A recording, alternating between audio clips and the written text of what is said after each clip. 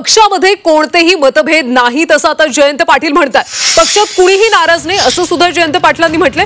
दोन्ही राष्ट्रवादी एकत्र येण्यावर चर्चा नाही, शरद पवार योग्य निर्णय घेतील असं जयंत पाटलांनी म्हटलं। राष्ट्रवादी एकत्रित येण्याबाबत आमच्या पक्षात कोणतीही चर्चा नाहीये। राष्ट्रवादी शरद पवार पक्षामध्ये कुणीही नाराज नाही, सगळं आपलं काम करत आहेत। पक्षात कसलेही मतभेद नाहीत असं स्पष्ट मत राष्ट्रवादी काँग्रेस शरद पवार गटाचे प्रदेशाध्यक्ष जयंत पाटील यांनी व्यक्त केले। त्याचबरोबर माध्यमांनी काही बातम्या केल्यात, याबाबत शरद पवार पाहतील आणि निर्णय घेतील असं देखील जयंत पाटलांनी स्पष्ट केले। ते सांगलीमध्ये बोलत होते। नाराजी वगैरे नाही, सगळे खुश आहेत, फक्त काम सगळे करतात।